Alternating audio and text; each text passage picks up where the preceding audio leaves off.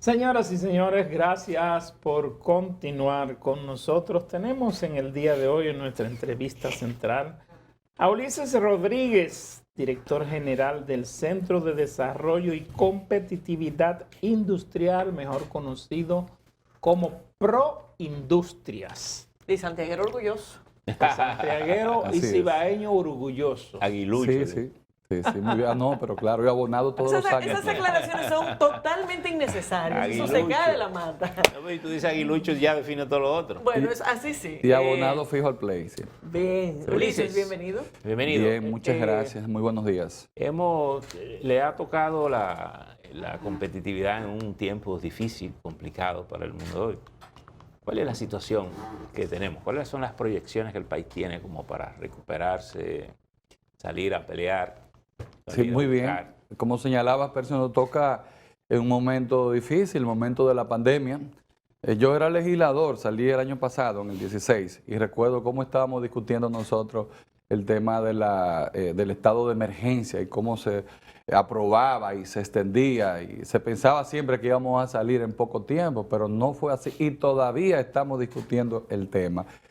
Y el reto nuestro como país y sobre todo desde el Centro de Desarrollo y Competitividad Industrial, pues es trabajar con la recuperación económica. En el caso nuestro, a través de los parques de zona franca que nosotros tenemos, los estatales, la mayoría, casi todos, y también haciendo buen uso de la ley, promoviendo la ley para que la gente la entienda, los industriales, y la aprovechen. Que, por cierto, en las reuniones con la AIRD, AIREN y otras asociaciones, hay empresas que sí dan muestra de los beneficios que la ley le da en cuanto a la competitividad. De manera satisfactoria, cuando comenzamos a evaluar por renglones, nos damos cuenta de que nuestros parques de zona franca, en la gestión que hemos hecho, porque lo encontramos también bastante deteriorado, en una recuperación de naves industriales, reparación, gerencia, rápidamente pues recuperamos los empleos perdidos. Ese era el reto también nuestro. Y recuerdo que el presidente de la República me dijo a mí en el primer mes, me dijo, Ulises, ¿tú piensas que se podrán generar 5.000 empleos ahora en este año? Yo le dije, bueno, presidente, yo creo que San Pedro de Macorís en el primer año y La Vega lo van a generar. Ulises, Y así lo hemos logrado. Quería señalar que logramos recuperar de cerca de 16.000 que había antes de la pandemia en nuestros parques, recuperamos los 16.000 y estamos ahora en unos 22.000 empleos. ¿Cómo se pueden definir la composición de los diferentes parques industriales de la zona franca? Antes era mucho textil, muchas cosas. Sé que hemos estado involucrados en productos médicos, en alguna tecnología, una parte electromecánica. El gobierno abrió en San Juan reciente un nuevo parque, no sé cuál es la idea. Se emitió el decreto en San Juan. La idea que se tiene ahí, sí, para hacer el parque. ¿Cómo está compuesto esto? Y si la pandemia ha dejado perspectiva para generar alguna otra actividad que resulte útil a los fines de la economía. Sí, tu pregunta y tu inquietud tiene muchas explicaciones y cosas interesantes, porque lo primero es que después de la pandemia, nosotros nos hemos dado cuenta durante el proceso y ahora, digo después, pero no ha pasado todavía, estamos luchando para cerrar con buen pie este reto. Vemos que tenemos una gran capacidad de rebote, de levantarnos. En nuestra zona franca son verdaderamente competitivas y hemos recibido el elogio de organismos internacionales en cuanto a eso. O sea, nos toman como modelo de competitividad a nivel de este importante sector industrial. Y hay imágenes, pero podríamos decir en cuanto a la diversidad, bueno, en las imágenes ustedes pueden ver hay el sector tabacalero y eso es una muestra de que la parte agrícola ha incursionado de manera muy fuerte en lo que es zona franca, que antes no tenía presencia. Pasamos de lo textil, que se tuvo crisis a 2004, 6, 7, 8, 9, hasta el 10, y de la parte de calzados, que también se están recuperando, que ambas partes se han recuperado, tímidamente, pero se han recuperado. O sea, no estamos en una caída del sector como se vio en un momento dado.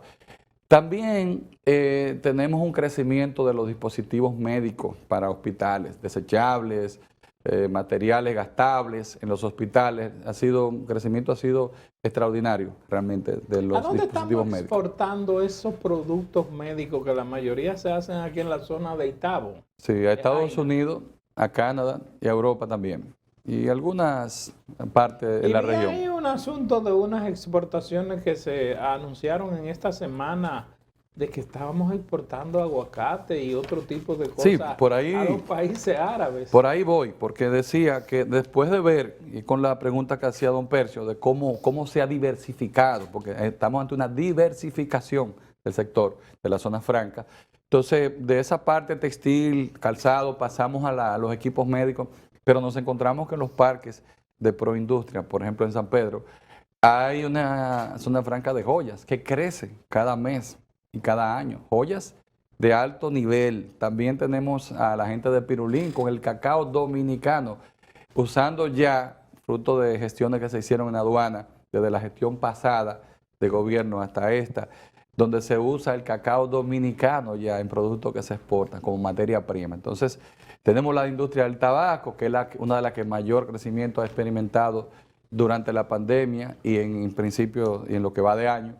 En total hay una diversificación del sector, un crecimiento de cerca de un 33%, algo increíble porque el reto nuestro, a propósito de la primera pregunta, era recuperar lo que se había perdido en parte, 80, un 90%. No sabíamos lo que iba a pasar con la pandemia, cómo íbamos a salir. Sorpresivamente recuperamos lo que se había perdido y en el caso de Zona Franca el crecimiento en la actualidad es de un 33%. ¿Cuáles son las oportunidades que se han generado a nivel de la pandemia? El sector industrial no ha sido el más golpeado en sentido general. Es cierto, es cierto. Pero sin embargo ha cambiado muchas dinámicas a nivel internacional. Sí. ¿Dónde están esas oportunidades en las cuales República Dominicana debería explorar nuevos renglones, nuevos cambios que se puedan producir desde República Dominicana y que permitan fomentar las exportaciones? Bueno, yo creo que hay muchos prejuicios dominicanos que se caen. O sea, nosotros tenemos condiciones para competir. Aparte de los incentivos que ya están a los exportadores a través de la zona franca, incentivos fronterizos, las leyes que incentivan las exportaciones a la industria fuera de la zona franca, de las que nosotros promovemos en Proindustria. Pero, por ejemplo, vimos que en el momento de la pandemia, cuando se interrumpe el comercio a nivel internacional, mundial, entonces esa distancia con países como China y Estados Unidos y los mercados de Europa y la región pasa a ser un inconveniente serio para ellos y para nosotros una ventaja. Nosotros nos dimos cuenta en Proindustria, en nuestros parques, que las órdenes aumentaban, o más bien que nos estaban solicitando muchas naves industriales en los días complicados de la pandemia, en medio de la pandemia. Y cuando hablaba con el sector Zona Franca que regula, Liranzo, por ejemplo, me decía, bueno, pero no hay nuevas empresas instalándose. Entonces, pudimos ver, Laura, que se incrementaron los pedidos. ¿Por qué? Porque estamos cerca, porque en los Estados Unidos, aparte de los incentivos, los problemas entre China y Estados Unidos, esa competencia y las decisiones del gobierno pasado que han continuado de incentivar la inversión y la vuelta en América, también nosotros teníamos la ventaja de la cercanía. Entonces, eso se está aprovechando y en eso están claros, y estamos claros los dominicanos. Entonces, por eso una orden que se tomaba, por ejemplo, cuando se interrumpe la cadena de suministro y se disparan los contenedores, el costo de transporte, eso pasa a ser un inconveniente para otra región que nosotros estamos aprovechando muy bien. Ulises, tengo entendido que República Dominicana dejó de ser ya el principal país exportador de banano orgánico a Europa, que habíamos sostenido esa posición, me parece, durante mucho tiempo. ¿Qué es lo que está pasando ahí? Nosotros tenemos un aparato productivo, sobre todo en la línea noroeste, un equipo de productores de banano muy bueno, muy eficiente. Recuerda que tuvimos en un momento dado una crisis con las lluvias y eso es cíclico. Yo entiendo que estamos ante un crecimiento importante de ese sector y hay leyes como el EPA o acuerdos internacionales. Aquí tuvimos que aprobar una ley, pero son acuerdos que nos dan facilidad de acceso a los mercados. El banano nuestro es muy bueno, es superior a mucho de lo que se produce en la región por el sol y la ubicación. Yo creo que la cuota es importante, o sea, junto con el tabaco, a nivel agrícola son de los rubros de mayor importancia en exportación.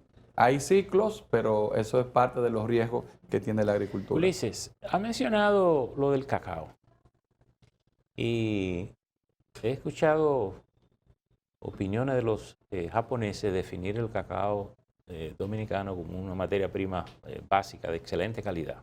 Así es. Sin embargo, sé que aquí se están haciendo algunos intentos de agregar valor al cacao con el chocolate, el caso de los Risés en San Francisco y Cortés. ¿Pudiera el cacao dominicano ser parte de un sistema de zona franca para comenzar a agregar valor a ese producto agrícola que mandamos la materia prima para allá y después nosotros entonces la compramos como una exquisitez? Así es. Producirla aquí, por ejemplo, para los turistas que vienen, para mandarlo hacia el exterior. Y mostrarlo. De hecho, nosotros estamos trabajando con proyectos en ese sentido. Cuando les mencioné a ustedes de que en nuestra zona franca ya se está utilizando la materia prima dominicana, en este caso, hablando del cacao, en productos importantes, es una muestra de que eso se puede. En el caso del tabaco que vi, ¿qué es lo que estamos haciendo? Y perdóname, con el cacao también estamos ahora con un proyecto en Atomayor.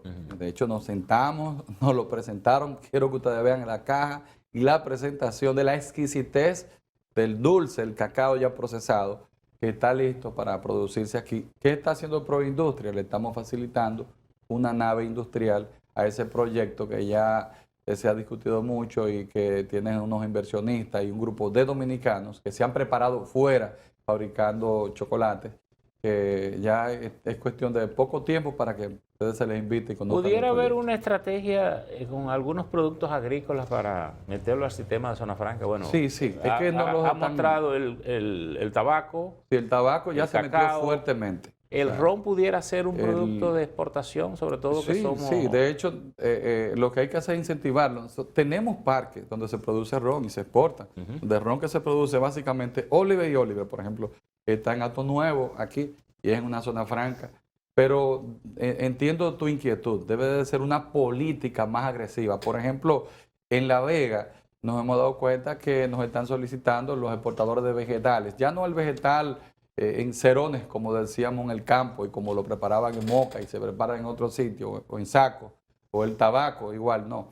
Se está clasificando o sea, los vegetales, se empacan, se presentan con marcas registradas dominicanas, entonces eso está ocurriendo, es decir, que tabaco, vegetales, en el cacao también, y otros productos agrícolas ya se están preparando en zonas francas de nuestra. Por eso hablamos de la diversificación. ¿Cuáles serían los próximos pasos para aumentar el nivel de competitividad industrial en el país?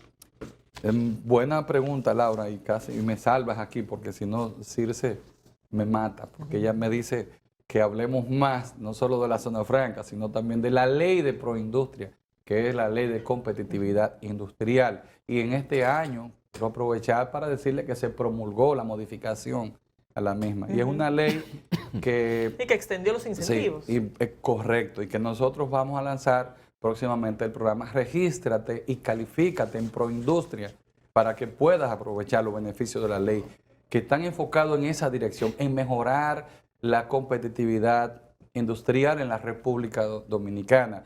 Una ley que tiene incentivos en materia de aranceles, incentivos en materia prima, por la misma vía, en reconocimiento de inversión, en lo que respecta al ITEVIS, también en tarifa de energía, es decir, depreciación acelerada del inventario para las maquinarias. Y la experiencia que hay es que las empresas, y tenemos ejemplos que han aprovechado la ley de Proindustria, mejoran significativamente la competitividad. Yo les cito un caso que lo tengo ahí en mi teléfono y se lo enseño a muchas personas y de alguna manera lo vamos a promover. En Santiago, en una empresa Consuegra, fabricante de tubos y esas cosas, me dicen, nosotros teníamos en diciembre 380 empleos. Aplicamos a Proindustria, nos registramos, nos calificamos y ya en enero nos dieron la aprobación. Y con ello pudimos aumentar en 120 el número de empleos y de manera importante las exportaciones a países como Cuba y otros más. Es decir, que, y así, Metaldón está registrado allá. Todas las empresas, las industrias que tienen que ver con la exportación y que necesitan mejorar la competitividad, están registrados en Proindustria. Pero no todos, aprovecho para decirle, y perdóneme, Gerardino, Laura, no todos conocen en el país de manera generalizada que esos incentivos están ahí y que podrían ser aprovechados por quienes apliquen para la ley. Usted hace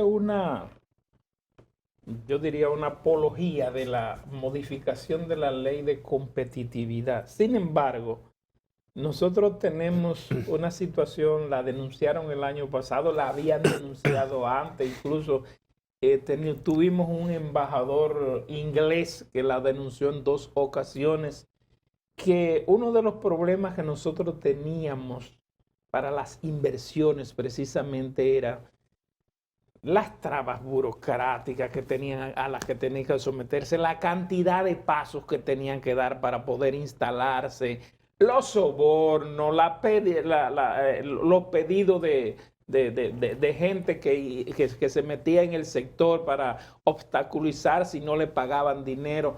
O sea, a nivel de competitividad con relación a América Latina, vamos mejorando, estamos mejor porque estábamos mal. Bueno, solamente tenemos que ver los números últimos que tenemos en cuanto a la inversión extranjera en la República Dominicana. Las proyecciones que hay no tienen precedentes, igual que inversiones en el sector turístico, sobre todo, que se pueden destacar. Yo soy testigo de que el presidente de la República, desde antes de asumir la presidencia y luego siendo presidente, pues mostró un interés especial por ese tema. Tanto así que desde que asumió, pues formó una comisión y dio instrucciones de que se eliminaran todas las barreras posibles. Y en eso se está trabajando en el gobierno. No se puede hablar de soborno en el gobierno, no se puede hablar de que se le exija a ningún inversionista.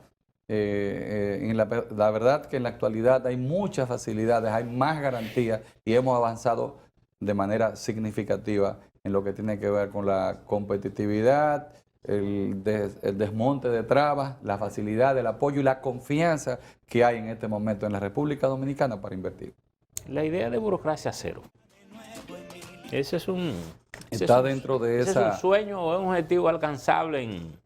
Bueno, los que conocen al presidente Abinader se dan cuenta de que es un gerente, es un hombre que viene del sector privado, con experiencia ya y formación en lo público, en lo que es la burocracia estatal, las interioridades partidarias también. Es decir, que él llegó muy claro y ese es uno de sus objetivos fundamentales. Y lo ha dicho él, un tema que lo ha dicho, burocracia cero. Como le decía, me preguntó en una ocasión, me decía, ¿cómo tú ves los pasos para una empresa instalarse en el país? ¿Qué tú ves?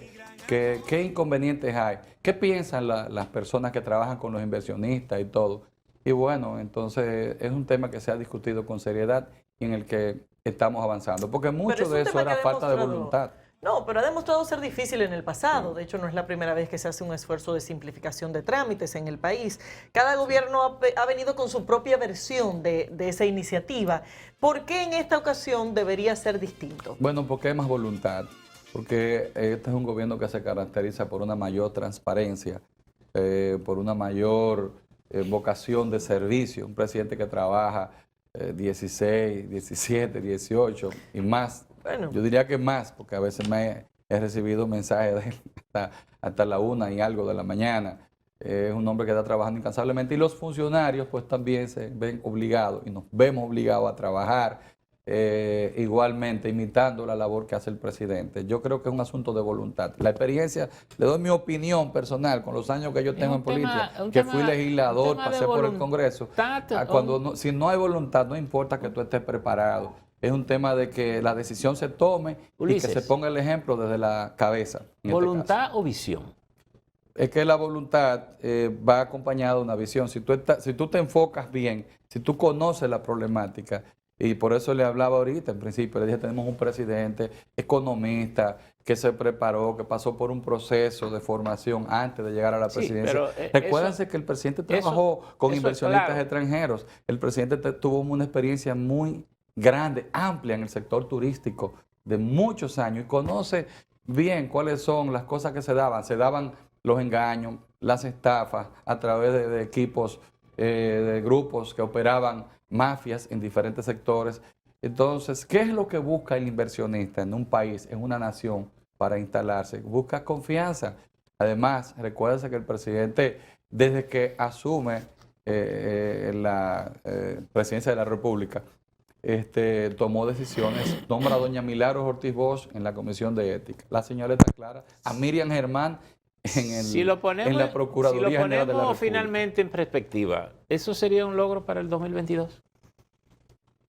Bueno, vemos los resultados, podemos ver, estamos hablando de que se reducen los procesos, se agilizan, menos corrupción, más garantías. Vemos los resultados inmediatamente, mayor inversión extranjera en la República Dominicana. Muy bien. Claro. Ulises Rodríguez, director Gracias. general del Centro de Desarrollo y Competitividad Industrial, Pro Industria. Gracias por venir. Muy bien, a ustedes. Muy amable. Gracias, Gracias Ulises. por la invitación. Muy amable. Gracias a ti, Ulises. Señores, hasta aquí la entrega. Nos vemos mañana.